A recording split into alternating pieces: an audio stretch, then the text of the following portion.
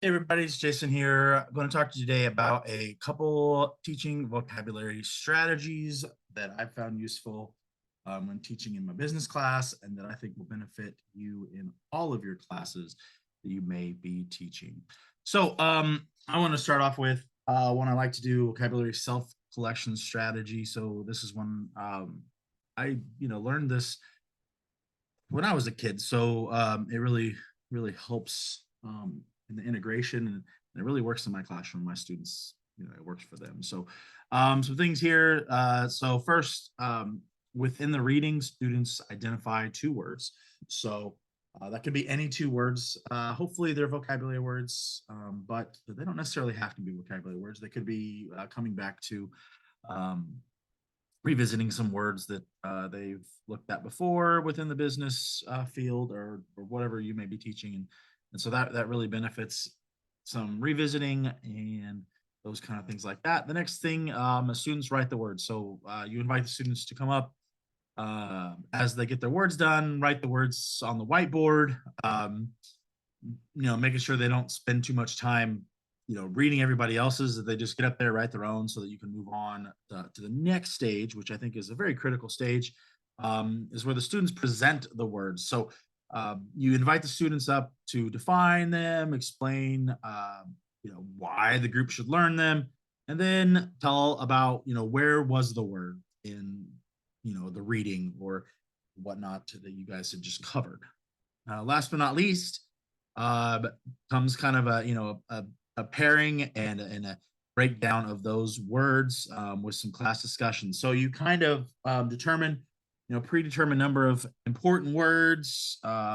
So if people know a word already, or most people know, that can be eliminated. Or if there's a difficult word that most people don't know, that's going to go to the top of the list. So you break those words down. Obviously, if a lot of kids put the same word on the board, that might be an indicator that they see it as an important word. That might be a clue as an educator to either touch on that word, or maybe a word that they know. If a lot of kids have the same word, that may be a good choice. Obviously, the focus would want to be on vocab and those kind of words. Um, Final list gets worked down, and then that's where you can take those words and focus on those with activities for the next couple days, or however long your lesson is determined. Here are some benefits of this process. So it is personalized learning process. They get to choose their own vocabulary words, which means they're showing their interest in the material, what they like. Maybe even if you have those kids that um, always take the easy route, what to avoid for them, and then you have kids that always want to learn new things, so they do pick those words. It also helps the kids set their own learning goals, and it helps them be engaged, because there is the you pick process, you present process. It really allows them to talk about and share their own interest in the words. The active engagement side, it promotes deeper processing and encoding of new words in long-term memory. The fact that they had to pull the word, that they had to discuss the word, and then the group had to determine which words were going to be on the final list, really commits those things. That three process of three is incredibly interesting when it comes to memorizing things. It also increases autonomy and ownership. So it encourages the learners themselves to be more active rather than passive in the receipt of knowledge, because there's no way around it. Students are picking their words, they're having to present their words, they're having to discuss the importance of the words that the class chose, and then they're having to pare that list down to some key terms that would be important. The contextualized understanding is extremely important as well. So learners really understand how the word is used in different situations. So these students are picking the word, they're telling you where it's at, those kind of things like that in the document, which really helps them understand the importance of the word, especially some more difficult words, as within the business field. Words really compound and build upon each other as you progress through the programming. So it is important for these students to really understand the connections between the words and their real life implications and usage. It just allows them to understand the word and how to use it appropriately. So that's a great process that I like to use in my classroom, and it doesn't take a lot of time. So another one of my favorites, obviously, we're all huge fans of Jeopardy.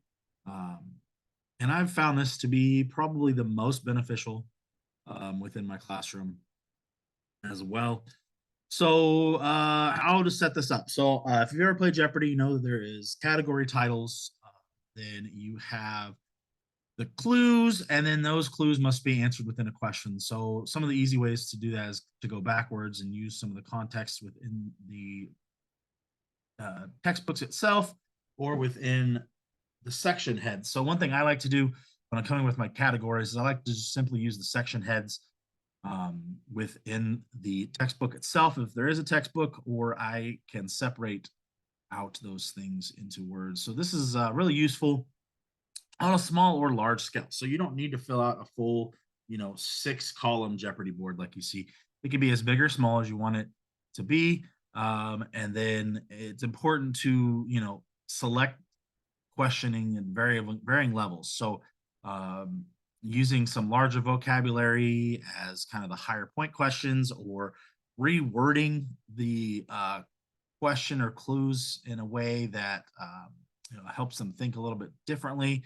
And don't be afraid to include previous knowledge they've acquired. So previous vocab to help build maybe as easy points within the system and go from there. So the next set is to design, set up, and determine the rules. So I've found several different Google slide templates. It's super easy just to Google, Google slide Jeopardy template. And there's loads of them out there. Some of them are better than others. Some of them look better than others. Some of them function better. But pick one and run with it. Learn it. It's super easy. Kids absolutely love Jeopardy and they're learning. And in fact, mine often always request it. So it's kind of obnoxious. That's all they want to do. But if it works, it works. So, and we'll talk about some of the benefits and why it's a huge benefit to students. But um, so, setting up the questions and clues and all those things within that Google template becomes super easy, because if you've already sat down and come up with all the questions and clues, it's as simple as copying and pasting over to that Google slide. And then determining the standard rules. So are you going to be, in teams? Are they going to do individual? Um, are you going to really count them off if they don't answer it in a question? Those kind of things like that that may be petty, but some of the students, are really going to be on board with that. So it's important to make sure that you set the rules in place and the students are going to be aware of those rules. So I always make sure that I have um, them typed up and the students have them in their groups so they can reference them. I think that's key because they will always want to question, and competitiveness is big. So then you need to facilitate the game. So make sure that you're guiding the students through the board, read the questions and clues out loud, keep track of scores yourself. Some of these games will allow, some of the templates do allow that score keeping within the template itself, which is really cool. But it may be a bit much for the first time around. So it's something to play with for you.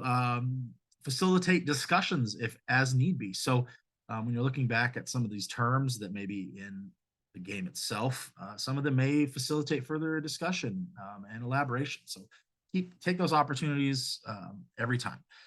And then, of course, the collaboration among participants. Students get to work together. They've got to come up with an answer. One of my favorite things is that they all have to, there has to be a consensus, and they all have to, be a part of, writing the answer down on a dry erase board is usually what I use for answers. But that consensus, working together, there could be a thing where, they rotate which student answers, all kinds of things to get kids really involved. And then the most important is at the conclusion is to really, hold a class discussion. What did we learn? What do we need to work on? Those kind of things like that. What vocabulary was difficult? What do we know that we don't need to review before an exam, and things like that? So provide feedback to your students. Let them know how well they did, and to really follow up with those questions that people got wrong. Of course, make that final Jeopardy one that's really going to last and stick with them. So Just check out those templates. It's really cool. So some of the benefits, obviously, engaging, interactive. There's a lot of fun. There's competition. The learning process becomes more enjoyable and motivating because students can then have bragging rights the rest of the day, and kids love that. Participation requires students, deeper process and retention of vocabulary because they are actively participating and learning. Students remember which ones were 500-point questions, which ones were the difficult, which ones were easy. They start to determine those things and then separate them out in their heads, and that helps them focus on what they need to learn, what they know, what they don't know. Contextualized learning, so encountering the vocabulary in context, learners allows them to develop understanding of how these terms are used within, for example, for me it's the business domain. So that's where the individual discussion comes into place. Throwing in a bonus question at the end of a round. Say, hey, so give me an example of this vocabulary word in action, or give me an example of um, how this process works. So, or if it's like a step process or anything like that, you can be like, okay, so bonus points. What's the next step in the process? And give them, half credit or something like that. Um, if they got it wrong, give them half credit. If they got it right and they can answer the bonus question, give them another half. Assigning points to things, arbitrary points in the end, but give them that opportunity. So, and then the collaborative learning, they work together to answer questions, they participate, can engage in discussions, share knowledge, learn from one another. So, this is an opportunity that I've seen students really excel that may not be super talkative, during total class discussions, but in these group discussions, if they know the answer, they want their team to win. They're going to share that answer. And it's a way for them to really share what they've learned and what they know about the vocabulary within that class. So, here's some of the references. Obviously, the considerations packet from William and Mary, a really great study on, using Jeopardy for VOTEC classes. Of course, that's my passion. That's what I'm part of as CTE director. So I focus on those things. And then, the vocabulary self-collection strategy, which was the first one, and some great resources on that. So I really encourage you guys to use these within your classrooms to teach your subjects. I know I use them a lot. Students love them, and they talk about them, and they look forward to them all the time. So thank you for allowing me to share these strategies with you, and I look forward to hearing about your own implementation in your classroom. Thank you so much. Have a great day.